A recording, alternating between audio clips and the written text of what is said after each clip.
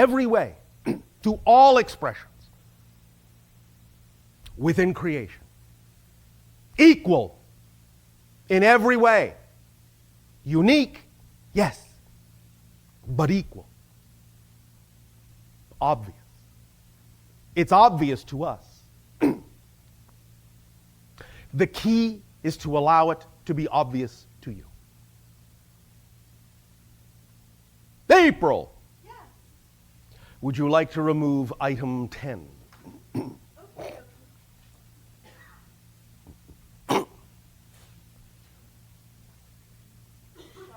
Only now. Only now. This will be short and sweet. We have already talked about this. And the idea is you already know this. You know you only exist in the now. And we simply use this opportunity to remind you once again, as we did last night of your time, one little extra point of view that can perhaps help you focus in on the true of the idea that there is only now, is because we know that many times humans, the physical brain, the physical personality, wants proof of this, wants proof of that. All well and good. But the point here is there is absolutely nothing you can do and absolutely no way you can actually prove the existence of the past. You cannot prove the existence of the future. You can only prove the existence of the now because you're in it. It is self-evident. This is all about not just obviousness, but self-evidence. It is self-evident and obvious that you exist now. Yes? Yes? Yes? Thank you. It is not evident that you exist in a past. It is not evident that you exist in a future. There is no way to prove the existence of the past. Because even if you find an artifact you say came from the past, you're holding the artifact now. You're creating it now, in the present, in order to even know about it. So that artifact doesn't come from the past, it exists in the present. Therefore, again, following the lead of the science of the obvious, when you simply relax and accept the fact you cannot prove the existence of a past, you cannot prove the existence of a future, the only thing left is to understand that everything and anything you discover must simply be another version of now. Because that's the only thing you can prove exists, is now. So once again, from another perspective, you have a proof that now is all there is. Because you simply will never be capable of proving that there is such a thing as a past or a future. You just can't prove it. You can't prove it because it doesn't exist. It's just an illusion. You can prove there's an illusion because the illusion exists now. But it all exists now and always ever will. That's all I have to say about that. At this time now. April, yes. Let us take one more of the blue numbers.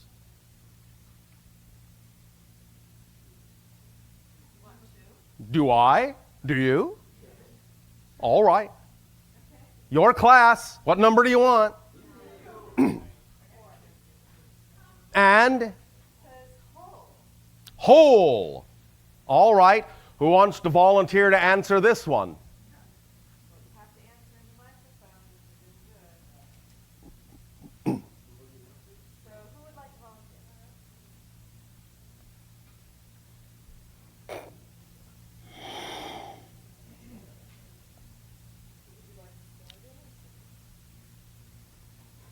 Doesn't matter.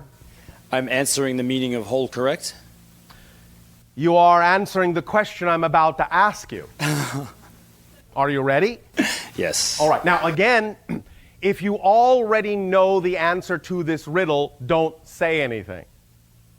Otherwise, answer freely. All right?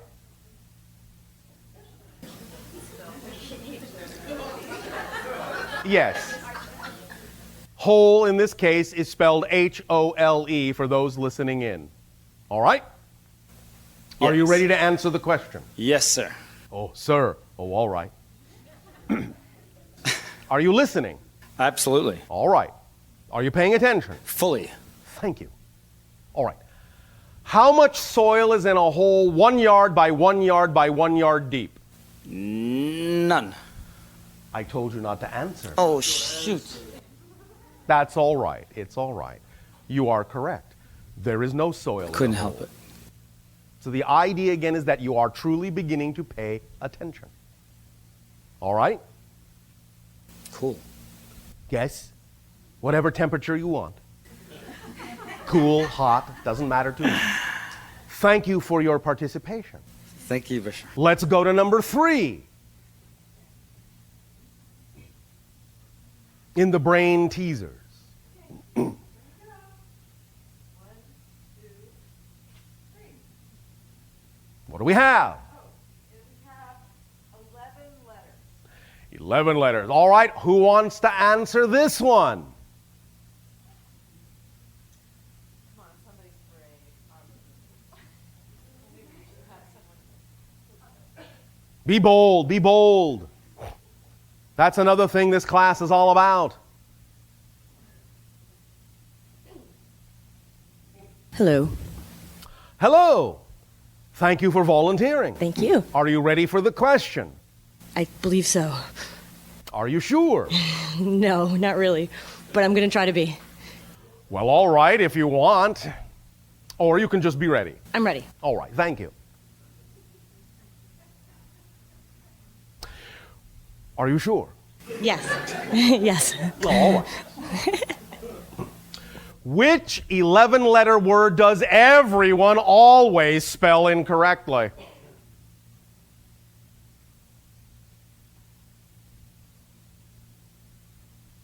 None.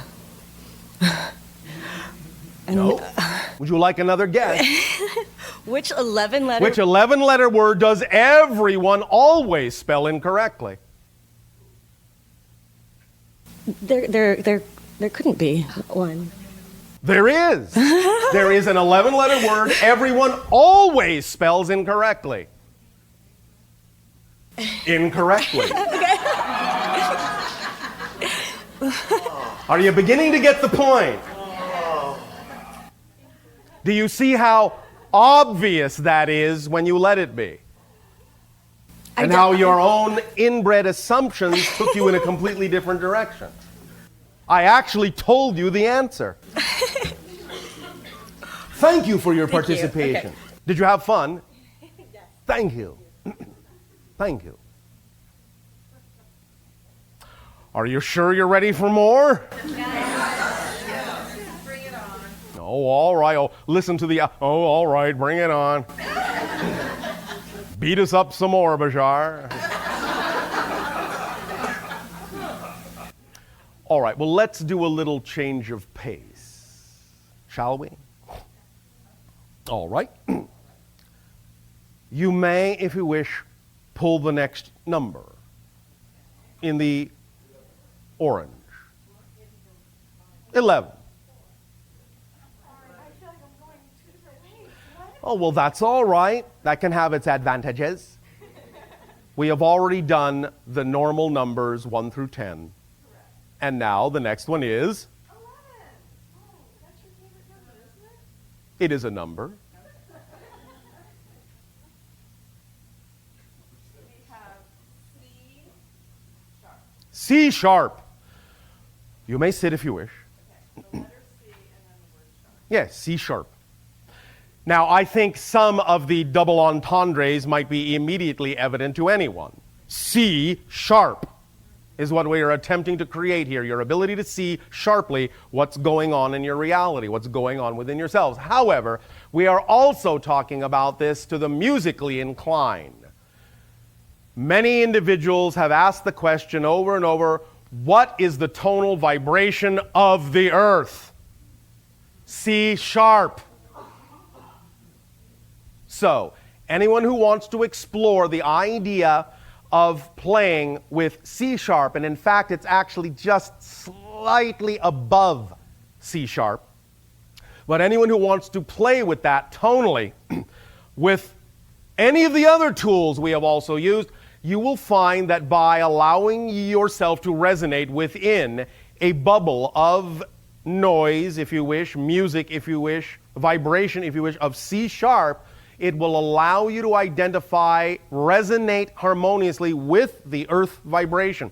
And that can really help amplify any other thing you do, any other permission slip, any other tool technique that you wish to undertake, any other ritual, anything even that you wish to read. If you will have, and it doesn't have to be loud, if you will immerse yourself in the tone of C sharp, you will find that clarity will begin to really come in. You will literally begin to see sharp more things. So, the earth itself, the earth vibration will support you, will back you up, will give you momentum, and allow you to feel again that things are becoming more effortless, more easy. For you will be really tapping into the power of the entire planet that way, the planet itself that way. And it will support you as it supports everything in nature. Now, playing C sharp also in certain locations through certain devices amplified in certain ways can also actually help realign and clarify some of what you would call your environmental pollution problems. By having a frequency that entrains all elements in that environment to vibrate in harmony with the earth vibration will actually allow the earth's natural cleansing ability to realign and recrystallize those things much more quickly. So playing that tone in certain environmental areas will aid and assist in balancing out the earth, and especially if you play it in what you would call certain sacred sites or power points.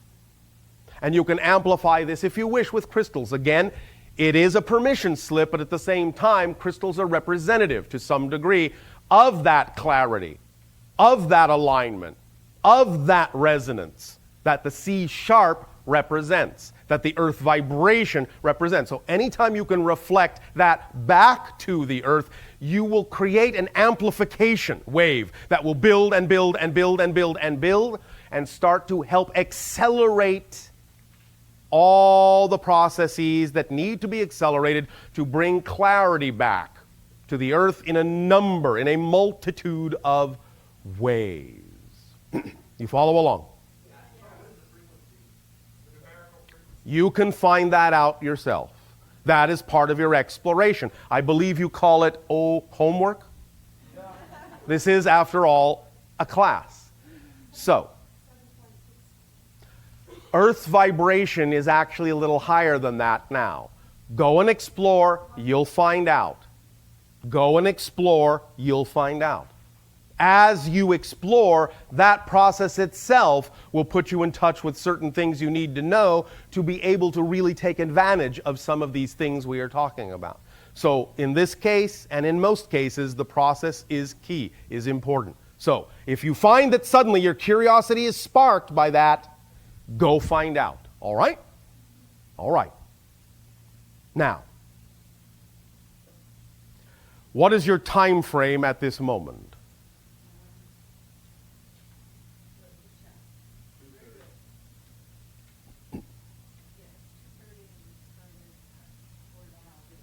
All right. One moment. We will take a little time for questions.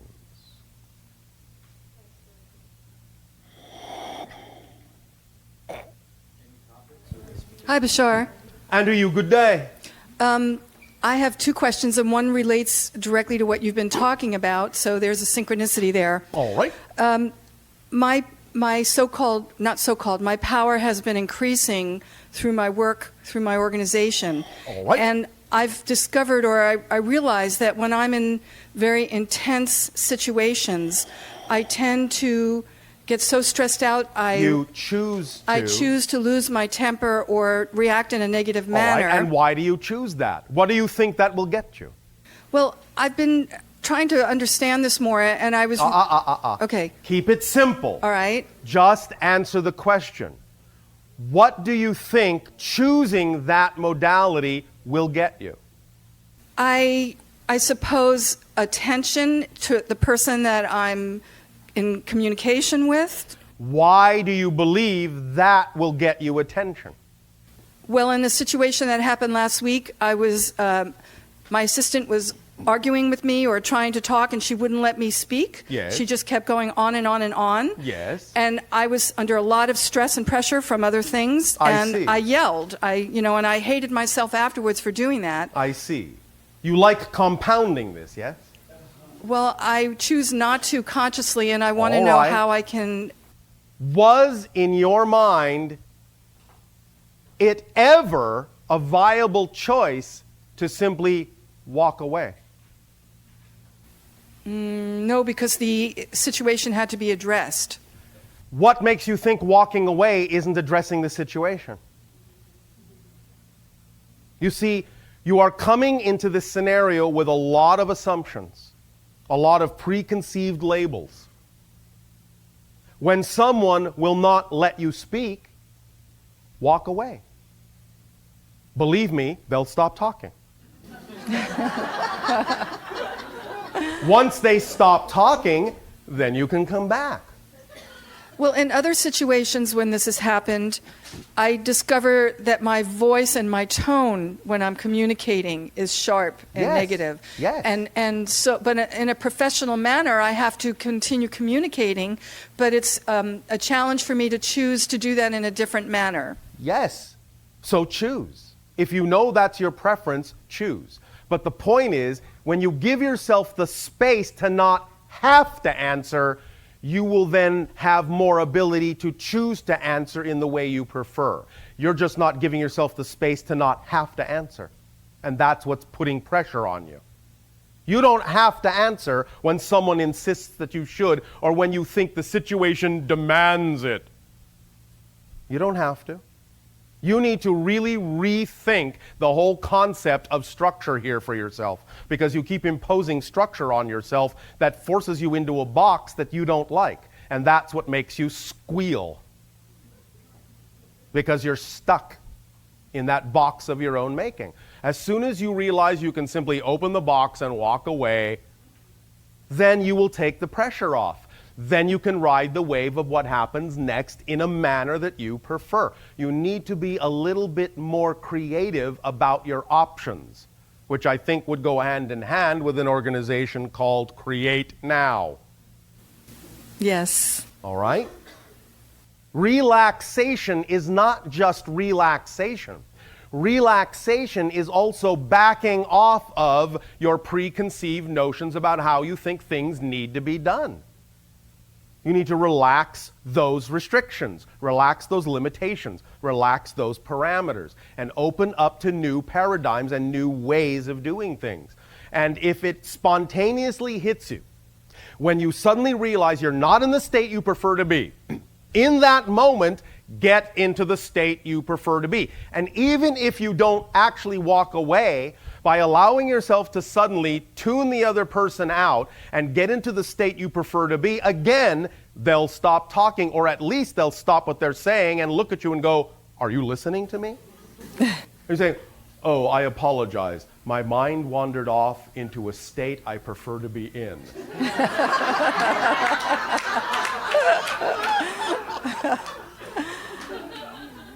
There are any number of ways to address this. I'm going to tell you a little bit of a secret, all right? The most important thing you need to not be afraid of is you need to not be afraid of looking silly. You need to not be afraid of not looking what other people think of as professional. You can be professional, but you don't necessarily have to be professional in exactly the way others might expect you to be professional. And you will never really be as professional as you can be if you don't center yourself to be the person you are. Because what you really, truly desire to be is professional as the person you are, not professional in the way society thinks you ought to be, or in the way society has taught you to think you ought to be. Because then you're actually not being professional at all, because you're not being the profession of being yourself, which is the only profession you all have. So when you're attempting to be something you're not being professional. That makes sense. Yes. Then, when you are being your true professional self, anytime you need to communicate with someone, you will profess properly. Does that help? It does. Does this relate to a lifetime or lifetimes I've had in Mayan? I was told that I had power and I was misusing it. It is connected to some degree to this idea, but remember, that's not in the past. Right. I know it's happening now. You're cross-connecting to this idea. But nevertheless, that doesn't control you. It simply makes you aware that that might be one aspect of the process you're exploring. So it's not, in a sense, to be used as any kind of a controlling idea or an excuse or anything like that. Your awareness of that idea, of that other simultaneous concurrent life, simply is there to give you insight into how to transform the life you're living now in the way that you wish it to be.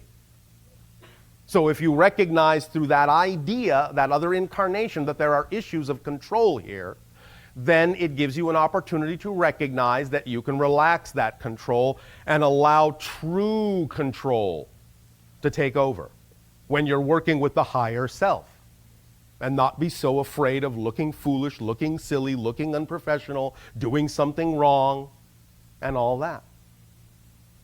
You need to really relax into who you are, and then you will say what you need to say in the way you need to say it, and you will not react, but respond appropriately to anyone else who might also be, as you say, out of sync.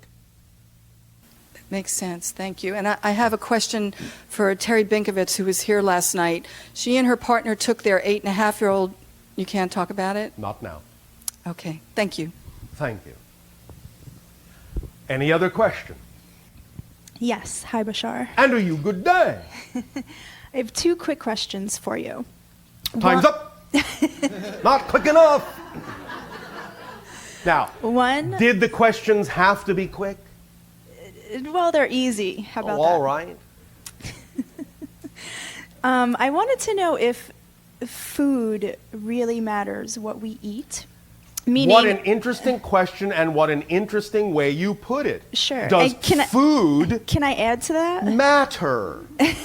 Is matter food? Is food matter? very, very nice. I wanted to know, like, there's a lot of preservatives in food nowadays, and Yes. there's a lot of controversy between eating organic food and eating food with preservatives in it. And Why is there controversy? In what way did the earth actually provide the food?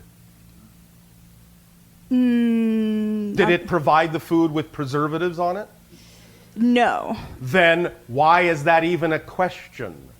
Well, my question is more, is it really important from a broader perspective what we're putting into our bodies? Is it really important to For most eat of organic? you in your collective agreement, yes. Because most of you are abiding by the collective agreement that you will actually get an effect from what you call chemistry. Okay, so it does matter. Yes. I am not saying someone cannot transmute or transform that, but it is not really the job of most of you in this life. It is not really what most of you have chosen to spend your time focused on. The idea, therefore, is take the path of least resistance. Why spend a lot of time transmuting preservatives and pesticides on food when you can simply eat something that doesn't have them to begin with? Is that not just as transformative? Good point. Thank you. I often make some. Thank you. That answers that question Yes. perfectly. My second question is that I have some telepathy, some telepathic abilities. All of you are telepathic. And I wanted to know, how can we increase our telepathic abilities? Or do you have any suggestions for that? Oh, let me think about it.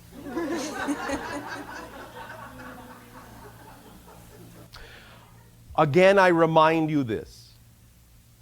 Using the advantage of your language, remember, telepathy is really telempathy. It's emotionally activated. The more unconditional love you have, the more you can identify with others, the more you are on the same wavelength as them, you will have the same thoughts at the same time. That's what telepathy is. You're not reading anybody's mind. You're having the same thought at the same time because you're on the same frequency. So empathy, telempathy, empathizing, vibrating in harmonic resonance with someone through loving them and loving yourself will make you more and more and more experientially telepathic. All right? What about if you're not vibrationally aligned with that person? Then you're left to your own thoughts. And there's no way that you can read their mind or get into their thoughts? Why would you want to if you're not vibrating on the same level? Good point. Thank you. There's another one. Well, I just want to know if the possibility exists To what? to read someone's mind, even if they're You're not not reading someone's mind. I'm telling you how it works mechanically. Uh-huh. There is no such thing. You're the only one in your universe. You understand? Yes. There's no one else in your universe to read. You follow me? Uh-huh. The idea of others is not your universe. So the notion of reading someone else's mind in your universe is simply reading your own. But the idea is that you use someone as a symbol to resonate with, to take yourself to a certain vibratory level that then allows you to identify with and as that person. You see, this is like tuning forks. If you have two tuning forks that are tuned to the same frequency, if you strike one, the other one will vibrate with it in harmony. But if the tuning forks are not on the same wavelength, they will not vibrate in harmony together unless you strike them both, but then they will create a different chord. If you want to vibrate on the same wavelength, you must identify with and as someone in all the ways possible so that when you then create the same frequency, you will have the same thoughts at the same time, and that is telepathy. You're not reading their mind directly, but you know what they're thinking because you're having the same thoughts, the same feelings, the same perspective at that moment, at least as closely as you can. Does that make sense? Yes. So, what I'm telling you is that's the mechanism. Even though I understand you euphemistically and colloquially refer to it as reading someone else's mind, that's not actually what you're doing, even though you know what they're thinking. Does that help you? Yes. You see, that's why when you see people who are in love, don't they often know immediately what each other is thinking? Don't they finish each other's sentences all the time? Yeah. That's why. They're in love. They're vibrating in a harmonious, synchronous way on a very similar frequency level. So they have the same kinds of thoughts at the same time. That's what telepathy is. You follow? Yes. Does that help? Yes, it does. Why, thank you. Thank you.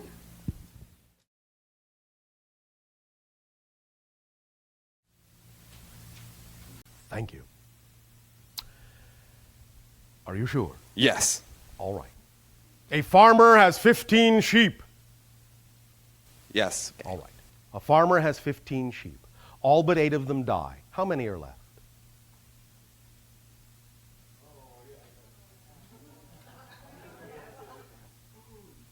Well, do you know the answer? The actual answer? The actual answer. I know I've heard it, but I don't know it right now.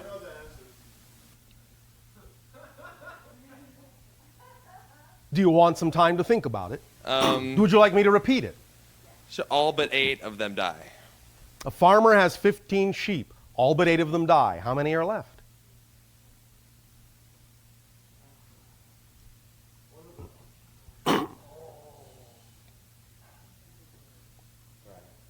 Keep it simple. Remember, this is simplicity training. Take it literally. Keep it simple. A farmer has 15 sheep. All but 8 of them die. How many are left? Oh, 8. Right. Thank you.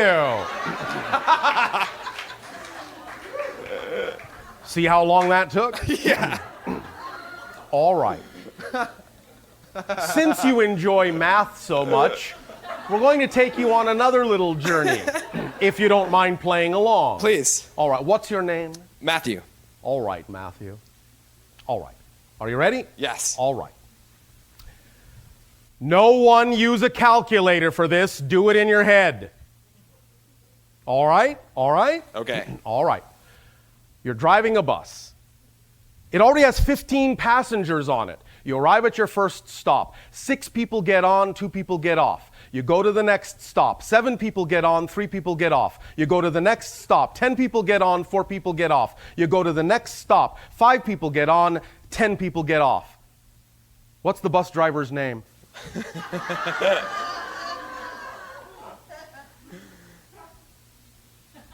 What's the bus driver's name? I don't know. You forgot your own name? Didn't I say you were driving the bus?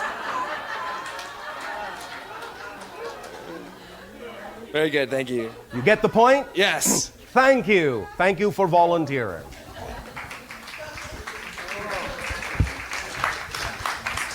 This teaches you something about distraction.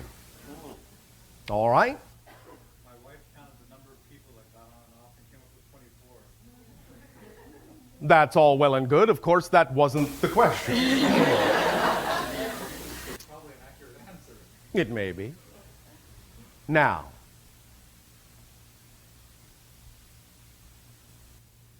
will you pull the next number?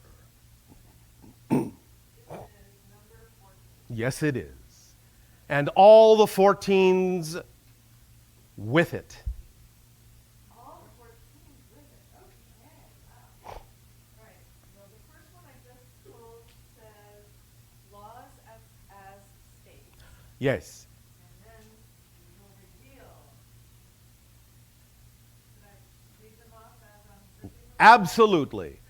The 4 laws as states of being. Okay. The first one is The first law is you exist. yes, The first state of being, thus, then, is oneness and being.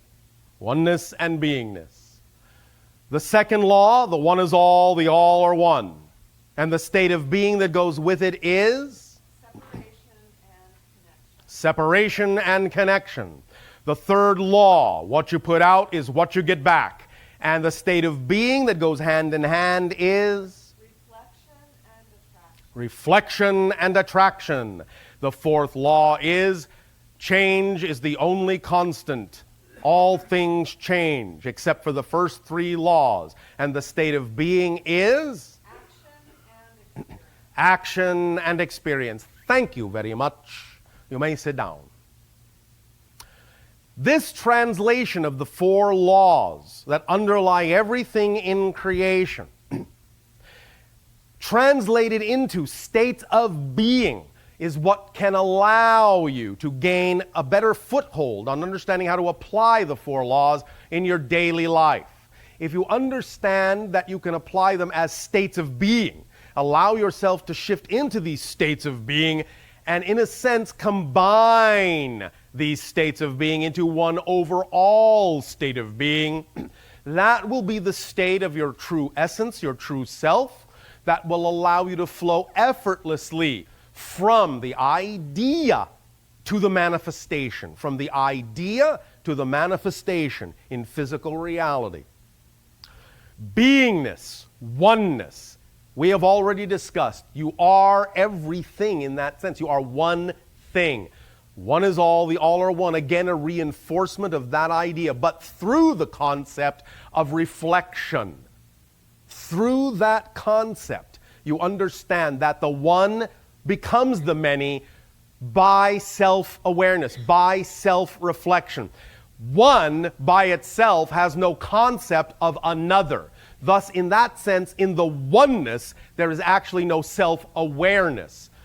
one must become all that is before one can actually become aware of itself. And once it becomes aware of itself, then there is the other. There is polarity. There is the dichotomy. There are all things that spin out from it, what you call the Big Bang, the expansion into everything that is made of the one thing. What you put out is what you get back. Again, these ideas of attraction, laws of attraction, are things that you can understand with regard to creating that resonance that will identify as, identify with, and allow that to be the experience. Allow that to be the manifestation, that which reflects back to you, exactly like a mirror, what it is you are. And the idea of change, the action that you take, the experience that you have, that is put into the soul, that changes it, that shifts it from parallel experience to parallel experience, from alternate reality to alternate reality. These state of being translations of the four laws themselves are ways in which you can apply, physically apply the four laws in your life, in thought, word, and deed, in everything you do, in every circumstance and every situation, because once again, here and now, for the first time ever, once again, we remind you, circumstances do not matter. Only your state of being matters. Circumstances do not matter. Only your state of being matters. State of being creates circumstance. Circumstance does not create state of being. You may choose to react to circumstance that creates within yourself a state of being, but you are creating the state of being. The circumstances have no power to create your state of being. Circumstances are neutral, devoid of meaning. Life itself, I remind you again for the first time, is meaningless. It has no built-in meaning. You decide the meaning. That's your gift from creation. You decide the meaning. What you put in is what you get out. What you decide the circumstances are determines what you experience and what state of being you choose to be. And when you choose to be the state of being you prefer, all circumstances can be viewed in that light and labeled in that way, thus then giving you always a positive effect in your energy. Without assumption, they must turn out a certain way. When individuals in your metaphysical community talk about the idea, expect a miracle, expect positive reality, expect this, it is not the same meaning of the word as drop your expectations. Expect and expectation is simply a way of saying know who you are, know what the state of being you are in is reflective of. And in that state of being, you know that miracles are the norm. That's what that phrase actually means in the way you have structured your language. Expectations are generally the idea of assumptions and limitations you're placing on your ability to actually expect a miracle. So, expect the unexpected and expect that you can live without expectations. The idea used in that way may make it a little clearer as to how the intention behind a similar word is actually meant to describe this mechanism. The expect the miracle is simply a state of knowingness. Expectations are belief systems and definitions that may be limiting your ability to know who and what you are. So, allow yourselves the opportunity to look at the four laws, play with the four laws as states of being, and remind yourself that the circumstances themselves, regardless of what they are there to serve you. Always there to serve you. Always what needs to be there because they are what's there. Again, keep it obvious. Keep it simple. Why is this here? It's here to serve me. How do I know that? Because it's here. Because there is no other purpose to it. How do I know there's no other purpose to it? Because I said so. Who's going to contradict me? No one. Why? Because I am all there is in my universe. There you go. Follow the thread back to the basic simplicity of the science of the obvious. I am one. If I am one, in that sense, the one thing making me, making all of us, but making me unique, making me with the ability to choose, then I can choose what I prefer. There will be no one who can contradict me because everyone else in my reality is simply my version of them. So if anyone contradicts me, I'm contradicting myself. That's all there is to it. It's a reflection. It's a reflection. And again, I am not taking away from the fact that you can play the game of objective observer, recognizing when someone may be doing something that is not similar to the vibration that you prefer. Nevertheless, the idea is that it's still created in your reality, and the only way that it feels like an objective observation is that you have been willing to simply neutralize it. It's still something you're creating in your reality, but when you neutralize its effect, when you neutral it out and know that it has not got built-in meaning, then it takes on the quality of neutrality. The quality of neutrality is what you call objectivity, even though it's still subjective. So objectivity is simply subjectivity that has been neutraled out, devoided of meaning. That's all objectivity is. You've neutralized it, taken it back to its 0 point where you're not actually automatically assigning any particular assumption to it. You're just observing it. That's what I see. That's what it is. I'm recording it. I am not reacting. I'm not responding. I'm just observing. You're still creating it, though. So it's up to you to decide then what meaning you want to give it, if any at all, and use it in your way because it's all you anyhow. That's all it is. It's all you anyhow. Doesn't take away from the fact that everyone else also exists too. This is the great paradox of creation. Each and every single one of you, when you become one with all that is, from your own point of view, every single one of you will realize that when you become one, everything is you and you are all that's left. But all of you will have that experience. You will all know yourself as the only one that's there. That's the great paradox. And that shows you the multidimensionality of all that is. So, take a deep breath. Make it your own. Take another deep breath. Make it your own.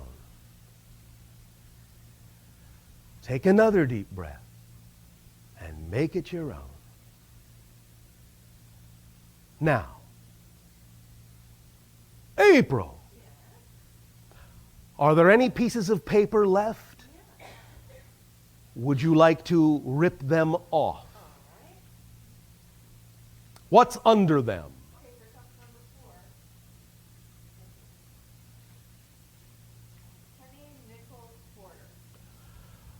Do you have a penny, a nickel, and a quarter? Yes. Place them in the channel's hand.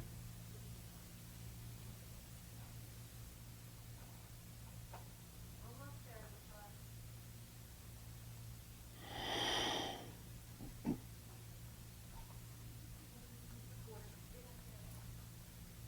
Penny here, nickel here, quarter there.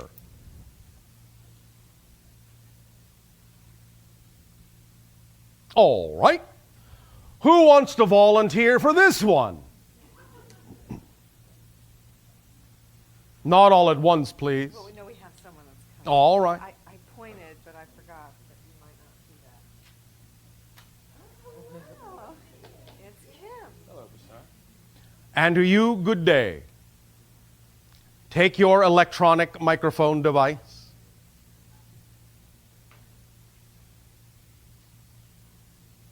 And let us know when you are prepared. I am prepared.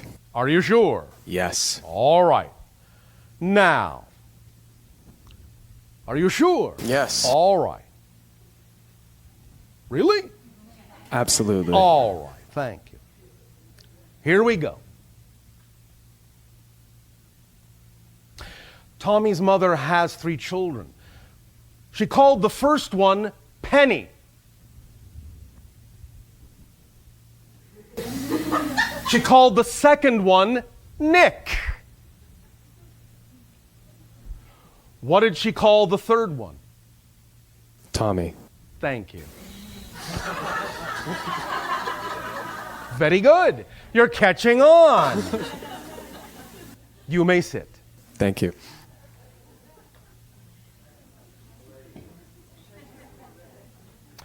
You may is there. You may, if you wish, rip off the 6 if you volunteer to answer it. Okay, I'll take a chance. All right. Man in black. Would you like to take the hot seat? All right. Thank you. No. Okay, here I am. All right. Are you ready? I'm ready. Man in black. Are you Man ready? in black. Okay. Are you sure? Yes. All right. A man dressed all in black walks down a country road. A car, black car with no lights on, comes screaming around the corner and screeches to the halt. How did the driver see the man in the road? It's daylight. Thank you. Now you're catching on. See, just had to assume that it wasn't dark outside. Thank you. Thank you, thank you, thank you. Now you may rip the rest of them off.